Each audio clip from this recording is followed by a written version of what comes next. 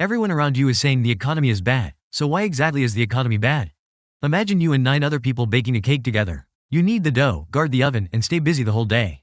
The cake comes out, is cut into 10 pieces. One person takes 7 pieces, the remaining 9 people share 3 pieces. You ask him why. He says the oven is his. You think about it, it seems to make sense. After all, without the oven, you really couldn't bake the cake. But in the second year, everyone together improved the recipe and today's technology baked 100 pieces of cake. When dividing, he again takes 90 pieces. You 9 people still share the rest. You ask again why. He says the oven is his. The same sentence. You can't say exactly what's wrong, but this time you just can't swallow it. This is actually a problem in our real economic life that everyone can feel. Unequal wealth distribution. It doesn't just happen beside the oven. It happens in every factory, every industry, and between every generation. Global production efficiency has multiplied countless times. The cake keeps getting bigger, but the portion most people receive has barely changed. The knife that cuts the cake is in the hands of a few people. This is not a metaphor. In 2014, the richest 1% of the global population controlled nearly half of the world's wealth. And as part of the remaining 90%, you may not even know how your cake disappeared. Today, this video will show you who exactly took your cake and how it was taken. In the 1820s in Britain, originally a handloom weaver could rely on craftsmanship to earn a decent income, enough to support a family. But after power looms spread, machines didn't need craftsmanship, only a pair of hands. One worker operating a machine could outperform several master craftsmen. Overnight, the number of people who could do the job increased tenfold, output skyrocketed, but wages fell to the bottom. If you didn't do it, someone else would. 200 years later, the script hasn't changed, only the machines have become algorithms. Today, look at delivery riders. Platforms use algorithms to optimize routes, compress delivery time, and assign orders precisely. Riders' efficiency is several times higher than 10 years ago. Platform revenues hit new records every year, but the average income per order for riders is decreasing. So where did the efficiency gains go? Naturally, into the platform's financial reports. This is the first cut of wealth distribution, capital throttling. The rules always reward those who provide the tools, not those who use them. At the table of capital, platforms and algorithms are scarce, while you as labor are a replaceable battery at any time. Whoever controls the means of production has pricing power. Whoever has pricing power gets to take the extra cake brought by efficiency improvements first, leaving workers only enough to maintain survival. At this point, some people may say, but technology and capital indeed drive development and improve efficiency. It's reasonable for them to take a larger share. That's true, but distribution is not only a fairness issue, it is also a growth issue. When most people's pockets are emptied, the economy itself develops cracks. Imagine if $1 billion is in the hands of one rich person. He might at most buy a few more luxury cars. The rest becomes numbers in a bank or chips in the stock market. This money becomes stagnant. But if that $1 billion is distributed to 10,000 ordinary families, it immediately turns into purchases, appliances, education, dining out. This consumption becomes corporate profit. With profit, companies expand and hire. Workers get wages and start the next round of consumption. Only in circulation can value be created. But when capital takes most of the cake, the city loses purchasing power. The system falls into a vicious cycle. Goods can't be sold, bosses lay off workers, unemployed people have even less money to spend. British economist Keynes called this insufficient effective demand. Simply put, when people don't have money to spend, even strong productivity becomes excess.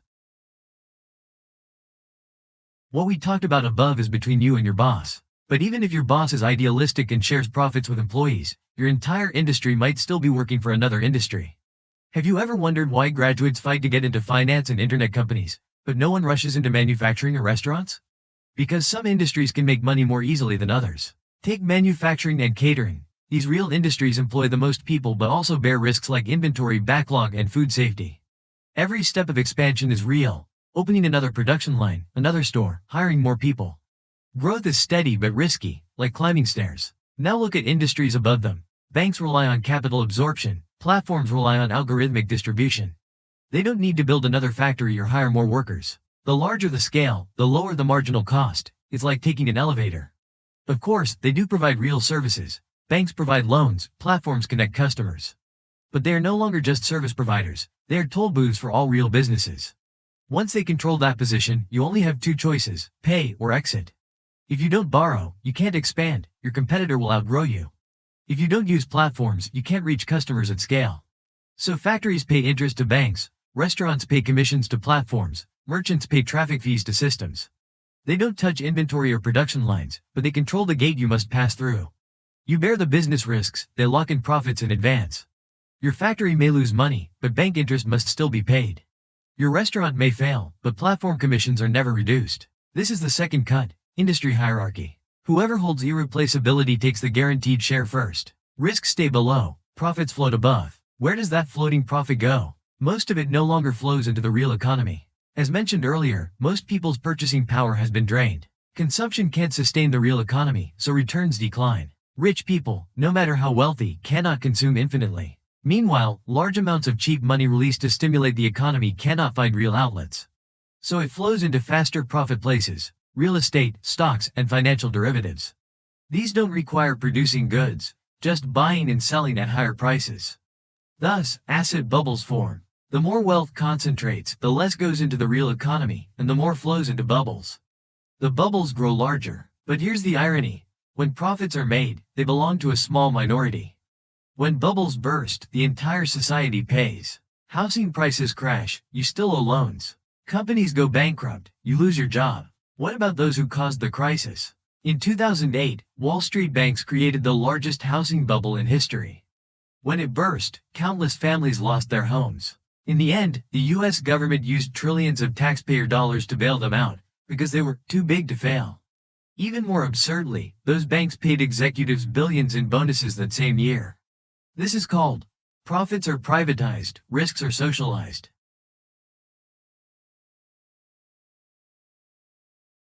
The previous cuts affect your present income. The next cut targets your future. In 1950s America, a blue-collar worker could support a family and buy a house with one salary. Not because people worked harder, but because assets had not yet detached from labor. Later, housing became financialized. Prices rose faster than wages. Loans fueled demand, pushing prices even higher. Your wage depends on time. You only have 24 hours a day. But assets grow over time. The gap between the two keeps widening. 20 years ago, a white-collar worker could save for a few years to afford a down payment. Today, someone in the same position may need more than 10 extra years. Who took those extra years? Part became housing appreciation for early buyers. Part became bank interest. Part became developer profit. Everyone who entered earlier raised the barrier for those who came later. And not just housing, stocks, funds, all appreciating assets grow faster over time. Your mortgage, your child's future housing costs, all are essentially your future labor being paid in advance to the system. Assets can be inherited. Labor cannot. The rich pass down property and equity. The poor pass down, study hard, and start from zero. This is the third cut, generational harvesting. Those with assets get richer over time, those without become poorer. And that's just the beginning. When this becomes a generational problem, the deeper damage starts. First, talent is wasted. Families struggling to survive cut investment in children first. Potential talents are forced into low-end labor.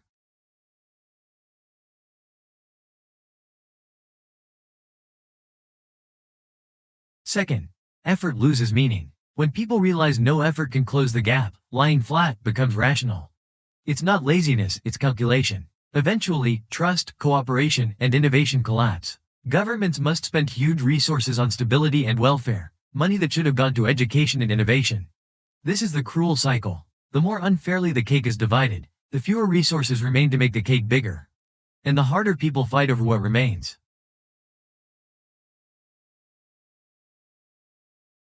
For decades, this didn't explode because technology, population growth, and globalization kept expanding the cake fast enough to hide the cracks. But as these forces weaken, the cracks can no longer be hidden. Of course, economic problems are never caused by just one factor. Cycles, technological change, policy mistakes, even pandemics all play roles. Wealth distribution is not the only cause, but it is the most fundamental and most overlooked. Moderate inequality drives innovation. Extreme inequality creates despair. No country has ever found a perfect solution. But history shows, whenever inequality peaks, change follows. These videos are not meant to make you despair, but to help you understand the rules of the game. Economist Thomas Piketty, after studying 200 years of data, gave a personal suggestion. Try to move from being purely labor toward owning some capital. You may not be able to change who owns the oven, but you can start touching the flour and learning the recipe. Don't always be the one waiting for others to cut the cake. Because even just understanding this rule will already begin to change how you make decisions.